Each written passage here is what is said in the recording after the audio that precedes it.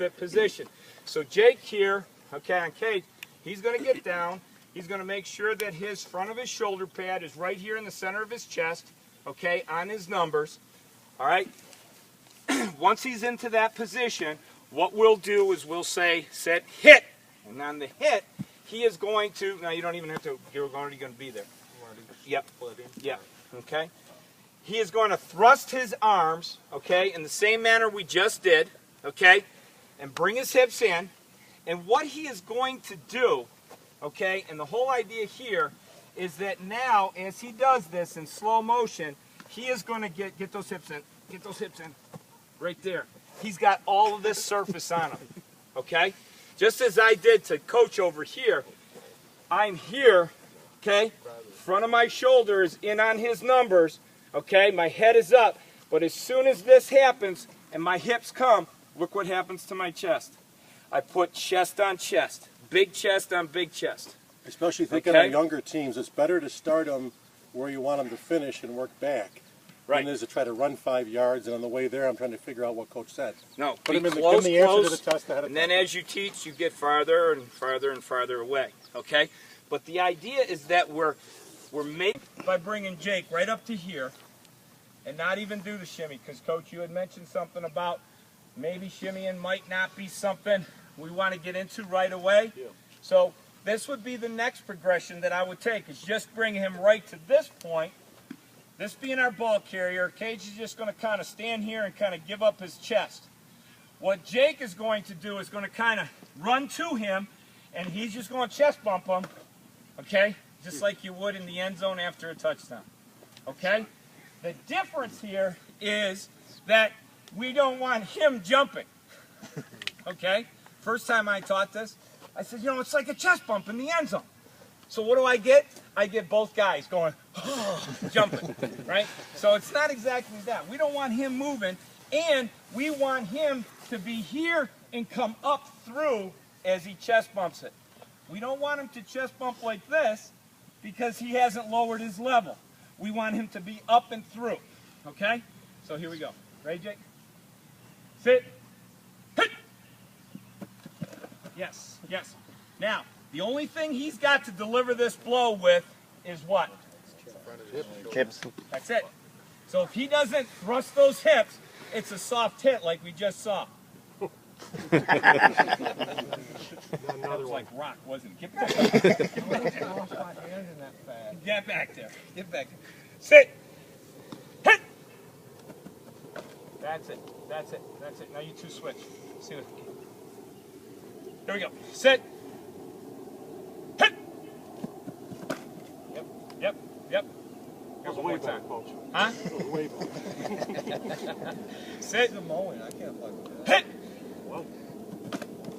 Okay. Now he's a little high though, because you know their height is different. Okay. And he is a little high on him. Okay. Cage wants to get a little bit lower and come up through, but that's pretty good. Okay. Switch. Yep.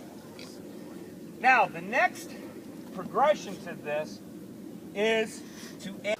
Okay. Sit. Hit. Okay. Change of speed. All right. Change of speed. And I've kind of told these guys to tone it down a little bit, just so that you can see everything. Okay. Here we go. Sit. Hit. Fast. Slow. Fast. Good. Okay, you try. Now, I will be honest with you. You know, at our level, a lot of times I will make this space a little bit bigger.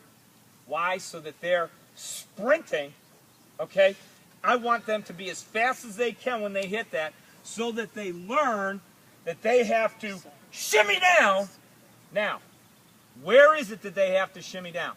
And they have to do that after a full sprint. They got to be hightailing it to the ball carrier, closing the distance, then shimmy and accelerate through. Step in front. There we go. Ready? Hit! Shimmy. Okay. Now see how Cage's feet got really wide or really far apart? He only like shimmied like 1, 2, 3, gone. Right? We need those feet to get hit a little bit more time, a few more times, okay, when he does it. Sit. Hit. bang, boom. Not bad, not bad. Okay, any questions? Sit, hit, go. Okay, one thing right there, what did he forgot to roll his hip. Good aiming spot, okay, good placement of his hat, good placement of his shoulder, okay, but we want him to work up, thrust those arms and work up and get chest to chest, so get your hips in on him, okay? Protect that bench over there, right behind you. Sit, hit, go. Better, better, better.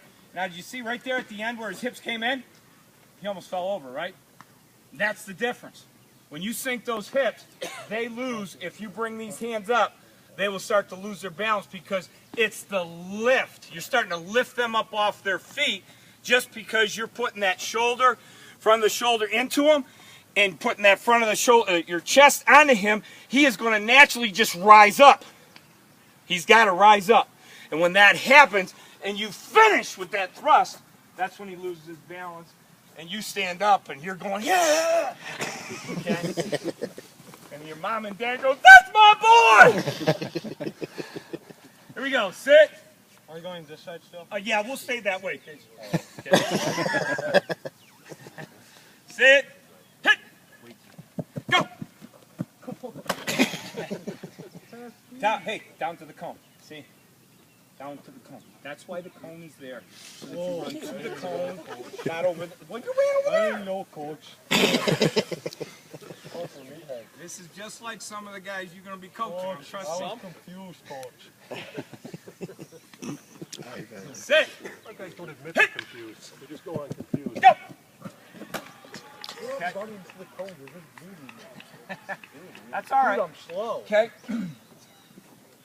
As long as they're hat, now, one of the things that Cage just did, come here, Jason, is he actually he made contact here, but Jake was a little slow, and he came right here and pushed him this way.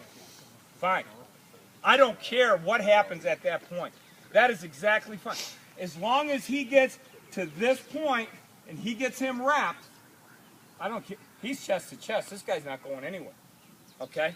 He's got him wrapped up. He's got holding on to the cloth in the back. He's in great shape.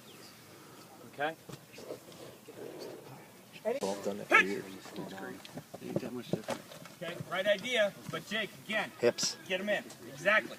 Okay? All right? His hat's in good position. I need your eyes up a little bit more. Okay, you start to hit with the top of that shoulder pad, Jake. When the mosquitoes come out. Top of the shoulder pad. Go home. This is what I have to work with at home, too. It's not good. Sit. Hit. Yes, better. Much better, much better, much better. Okay, two guys switch it up.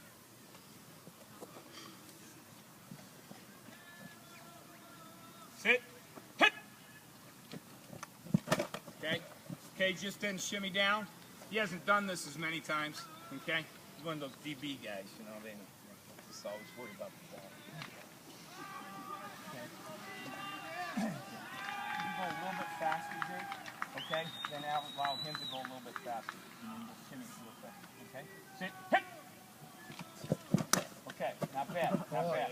Now, one of the things that I want to talk about is, Jake, come on down here, is that if I'm shimmy and I'm doing the right thing, there's no way he can cut back. The only thing I'm giving him is the outside and the sideline, so I'm going to take him away. 99 out of 100 tackles in the game of football are just this. They're the shimmy profile, they're the sideline, they're the angle tackle. If you get, you know, and maybe in Little League games, Little League games, you get maybe a few more head-on tackles just because, you know, people just running downhill and, you know, not being able to make somebody miss, in a sense. You know, you might get a few more head-on tackles, but you will not get head-on tackles. If this is not what you want